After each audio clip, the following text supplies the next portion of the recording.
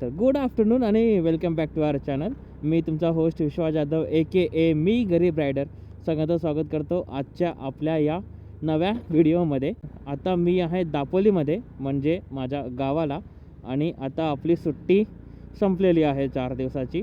आणि आता आपण सगळं आपला बॅकपॅक गोळा करून सगळं आता निघालो आहे परतीच्या प्रवासाला. तशी आज तारीख आहे 29 मार्च 2026 आणि आज आपण रिटर्न राईड करतो आहे आपल्या दापोली ते आपल्या घरी, म्हणजे ठाण्यापर्यंत. तर इथून ते आता खेडपर्यंत काय पेट्रोल भरायची गरज नाही आहे मला.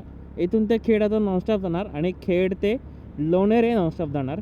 कारण आता कसं दुपारचे वाजले आहेत 3 वाजून गेले असतील बऱ्यापैकी. आज पहिल्यांदाच असं आहे की मी एकदम लेट राईड सुरू करतो आहे, म्हणजे घरी जायला. तर याआधी आहे ना, मी कधी एवढा उशिरा निघालो नव्हतो आपल्या गावातून आपल्या घरी जायला. बघू आपण अंधार पडेपर्यंत किती डिस्टन्स कवर करतो. कारण एक वेळेस जर अंधार जरी पडला तरी हरकत नाही, कारण आपल्याकडे ऑक्झिलरी लाईट आहेत, त्याच्यामुळे एवढं काय जाणवणार नाही. मेन म्हणजे आज मला हे चेक करायचं आहे की मी अंधार पडेपर्यंत किती डिस्टन्स कवर करतो आहे ते.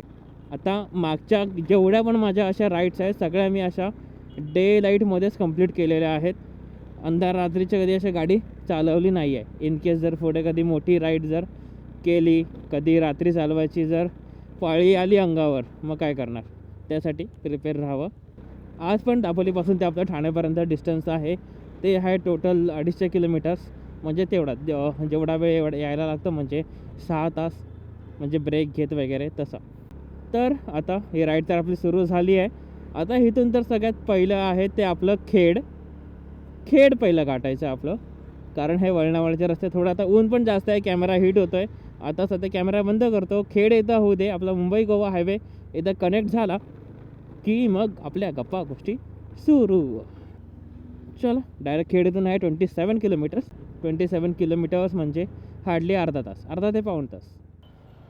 चला, दुपारच्या इथनं बरोबर 4 वाजलेत आणि आता आहोत आपण भरणे नाका खेडजवळ.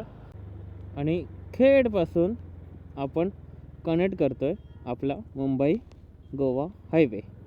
एकदा हायवे लागला ना, एक सुकूनसारखा मिळतो एक, की आता काय वेडीवाकडी वळणं नाही, एकदम सरळ चालत राहायचं आहे आपल्याला.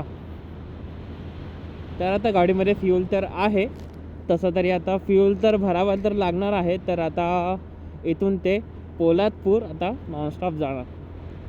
महाड ते पोलादपूरच्या मध्ये जो पेट्रोल पंप आहे तिथे आपण फ्यूल अप करतो. आता डायरेक्ट फ्यूल ब्रेक घेणार, त्याच्यानंतर सेकंड स्टॉप डायरेक्ट लोणेरे. महाडला सुद्धा नाही थांबणार, लोणेरेजवळ थांबेन. आता आपल्याकडे हे 2 तास आहे. 2 तासामध्ये जास्तीत जास्त मी 100 ते 120 किलोमीटरचं डिस्टन्स कवर करतो.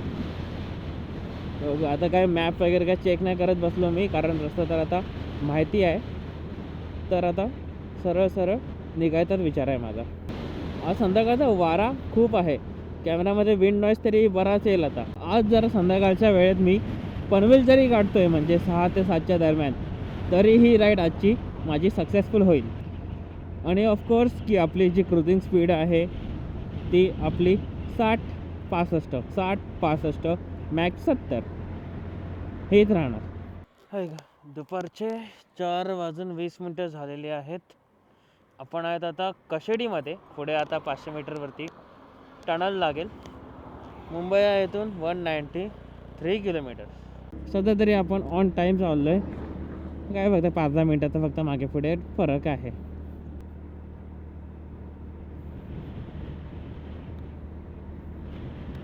सगळा अंधार होऊन जाईल आता अँटी फिल्टर्स लावलं तरी काय अर्थ नाही आहे. आता टनलमध्ये सगळं ब्लॅकच दिसेल सगळं. संध्याकाळचे बरोबर वाजले आहेत 4:30. आता आपण जस्ट क्रॉस केलं आहे पोलादपूर आलं आणि पोलादपूर गेलं.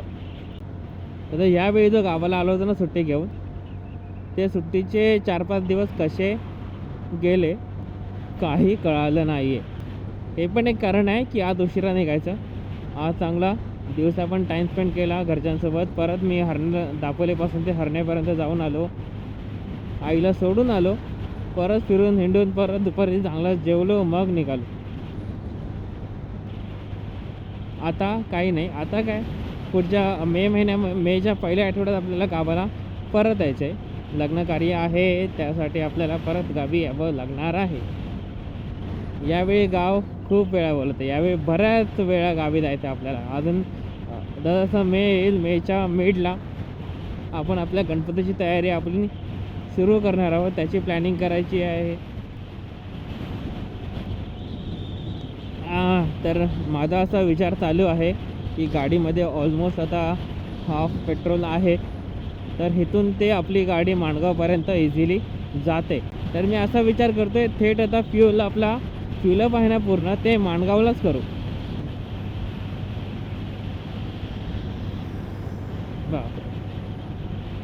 रायडर्स रायडर्स रायडर्स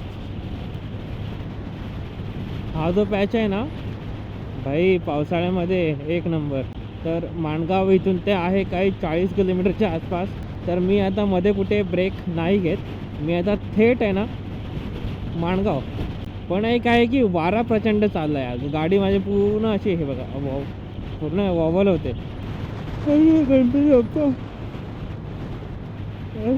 झोपेसारखं का वाटतंय रे मला आज. अरे हा वारा, गाडी हलते पूर्ण.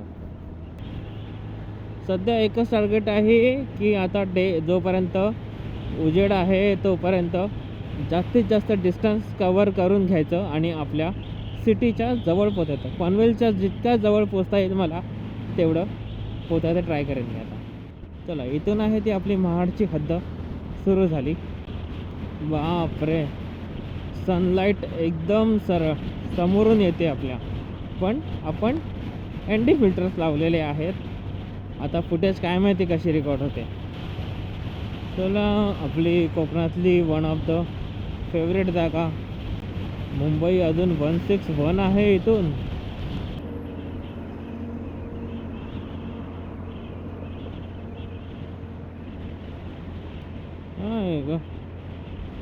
सध्या आपल्या आजूबाजूला बरेच कारवाले आहेत रे.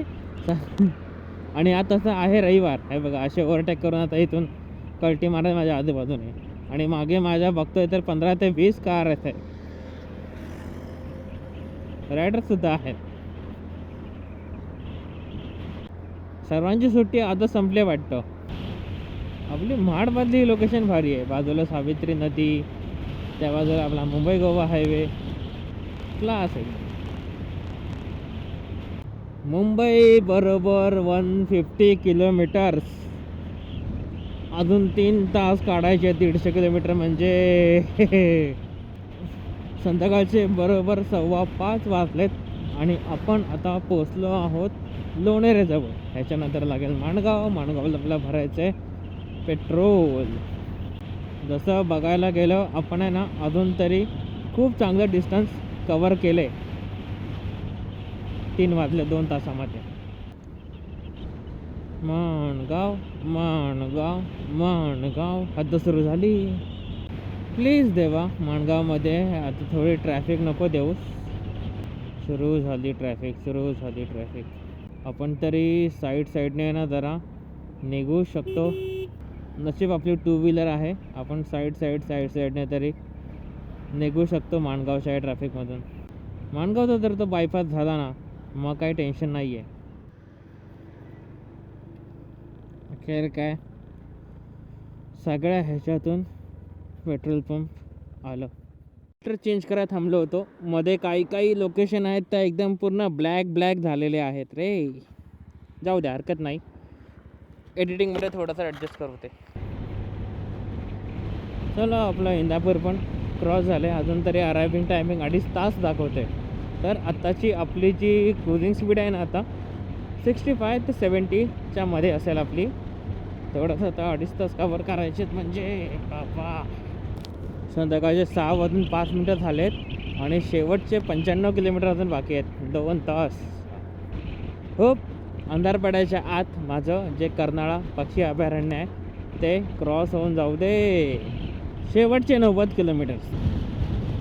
तसं बघायला गेलं ना आज आपण एकदम चांगला डिस्टन्स आपण कवर करतोय ना का. कमीत कमी ब्रेक, जास्तीत जास्त डिस्टन्स कवर. आजचा प्लॅन एकदम सक्सेसफुल झाला असं समजतोय मी.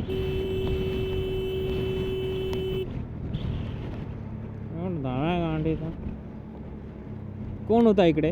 कोण तर नव्हता.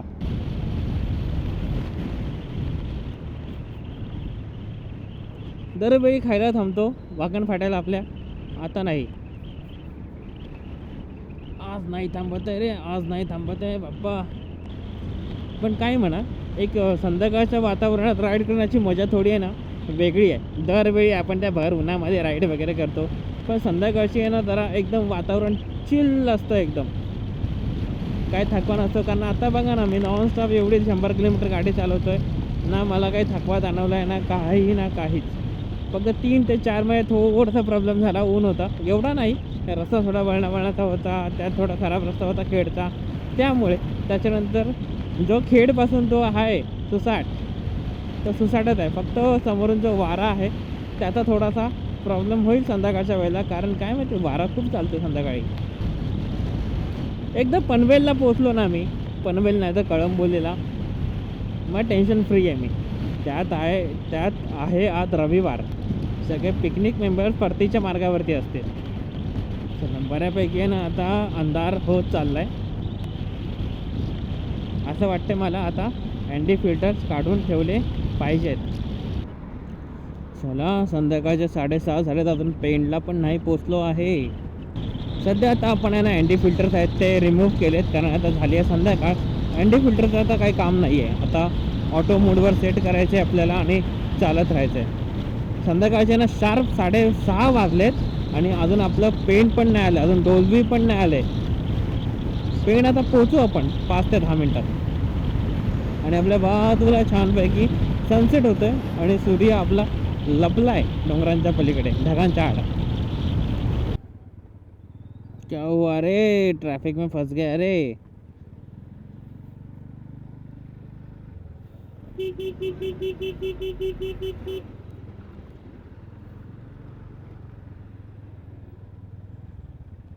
आपल्या समोर पण कोणाकडे तरी रायडर बॉय प्रसाद.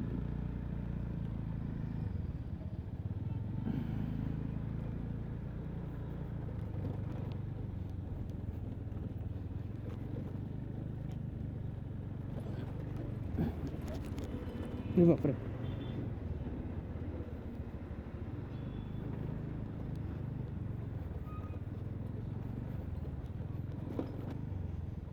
सगळं काही असावं पण हा ट्रॅफिक नको आणि खराब रस्ता. चला, clear traffic, clear traffic, clear clear clear. समोरचा व्ह्यू बघ ना भाई. चालू आहे ना रेकॉर्डिंग? हा चालू आहे. या व्ह्यूसाठी तर तडमडच होतो.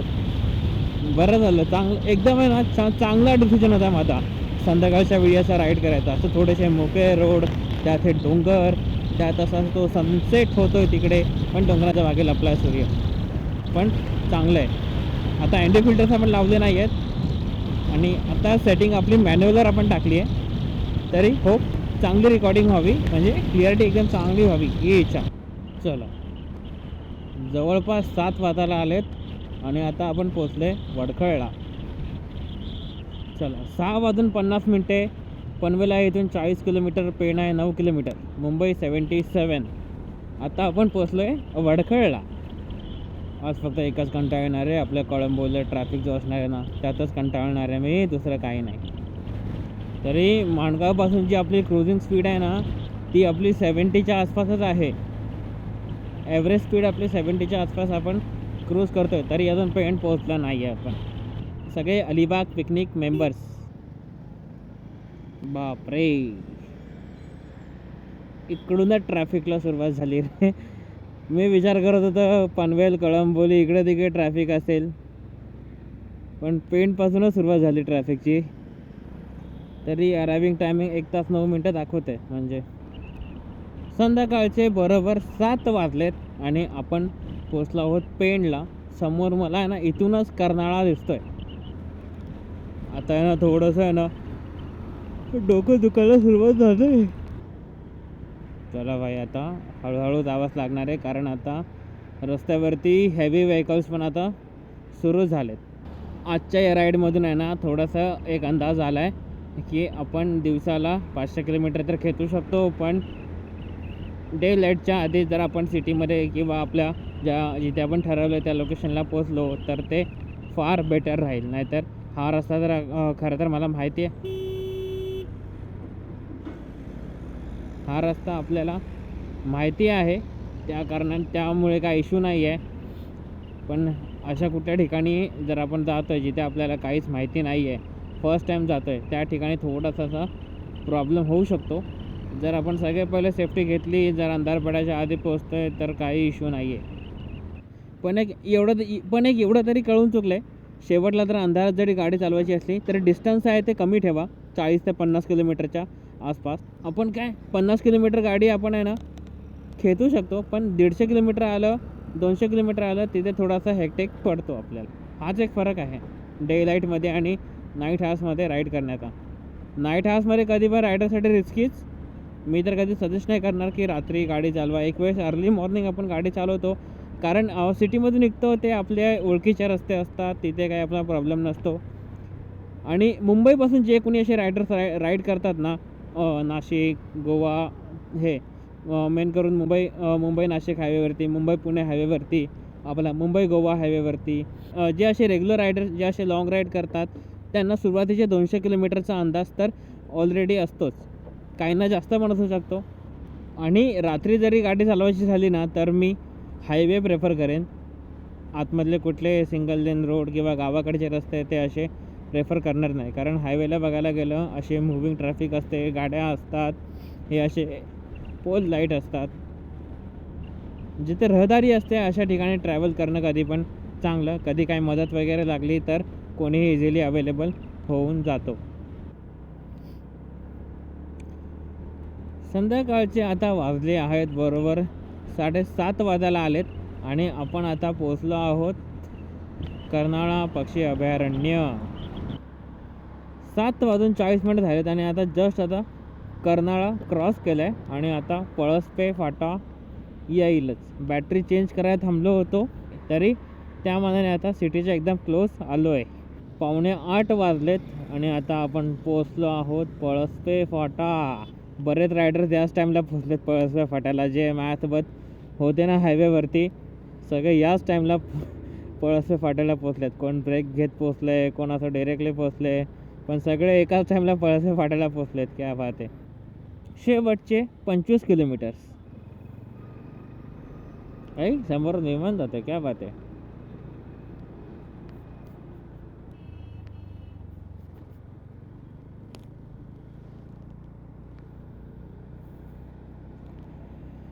चला तर मग हा आपला आता ब्लॉग एंड करायचा वेळ आलेला आहे. आता वाजलेत बरोबर 7:56. आपल्या डाव्या हाताला आहे तो नवी मुंबई आंतरराष्ट्रीय विमानतळ.